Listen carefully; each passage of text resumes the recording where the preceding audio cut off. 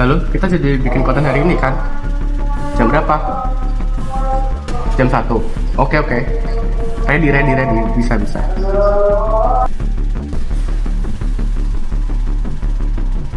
Hai. Halo. Gimana nih? Ya, beginilah kehidupan. Iya, kayaknya atau banget ya. Iya, harus ditolong sih. Iya, kita harus bertindak sih kayaknya.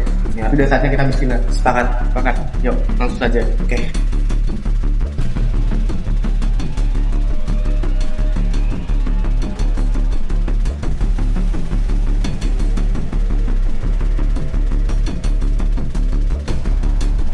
Oke, udah jadi nih skripnya nih.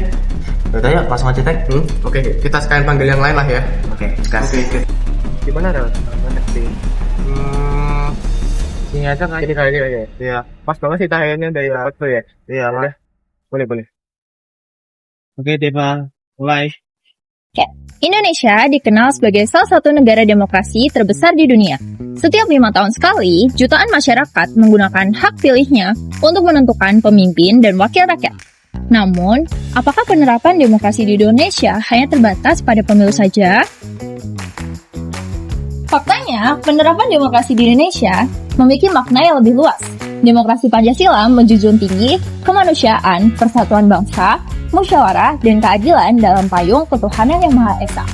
Nah, di video ini kita akan bahas penerapan demokrasi di Indonesia mulai dari praktik hingga tantangan yang masih dihadapi.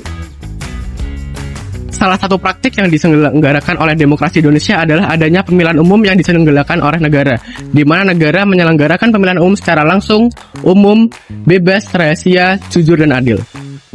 Kedua, praktik demokrasi di Indonesia bisa dilihat di mana negara memberikan kebebasan berpendapat bagi masyarakat, seperti adanya demonstrasi yang damai, forum diskusi, dan juga media sosial di mana masyarakat bisa menyampaikan aspirasinya. Ketiga, adanya prinsip check and balances, di mana lembaga di Indonesia tidak hanya terpusat pada satu kekuasaan saja, di mana di Indonesia memiliki berbagai lembaga seperti lembaga yudikatif, eksekutif, dan juga lembaga legislatif. Walaupun demokrasi sudah berjalan, tetapi dalam pelaksanaannya masih saja ditemukan berbagai tantangan yang ada. Kayak misalnya praktik politik uang, terus ada penyebaran berita palsu dan disinformasi yang mempengaruhi pilihan masyarakat. Nah, padahal di media sosial, kebebasan berpendapat itu juga bisa jadi ujaran kebencian yang mana itu tidak mencerminkan sama sekali semangat persatuan yang ada dalam Pancasila itu sendiri. Tidak hanya itu, tetapi partisipasi masyarakat dalam proses pembuatan kebijakan itu juga harus dikuatkan lagi. Agar apa? Agar demokrasi itu tidak hanya terasa saat pemilu, tetapi juga saat proses pengeluaran suara publik. Nah, oleh karena itu, demokrasi itu seharusnya tidak hanya diterapkan pada saat pemilu saja, tetapi seharusnya diterapkan melalui seperti ini, partisipasi masyarakat, terus ketaatan terhadap hukum, pemenuhan hak dan hak asasi manusia, serta kemampuan suatu bangsa dalam menyelesaikan suatu masalah melalui berdialog dan juga bermusyawarah.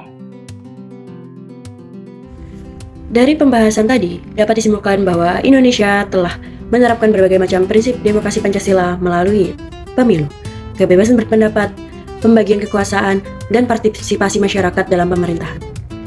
Namun, demokrasi bukan sekedar prosedur memilih pemimpin, namun demokrasi juga menuntut adanya integrasi, penghormatan terhadap perbedaan pendapat, penegakan hukum, dan keterlibatan aktif masyarakat dalam mengawal kebijakan publik. Dengan demikian, keberhasilan demokrasi Pancasila tidak hanya menjadi tanggung jawab pemerintah, tapi juga menjadi tanggung jawab seluruh warga negara dalam mewujudkan kehidupan berbangsa yang demokratis, adil, dan berlandaskan dengan nilai-nilai Pancasila. Baik, sekian, terima kasih.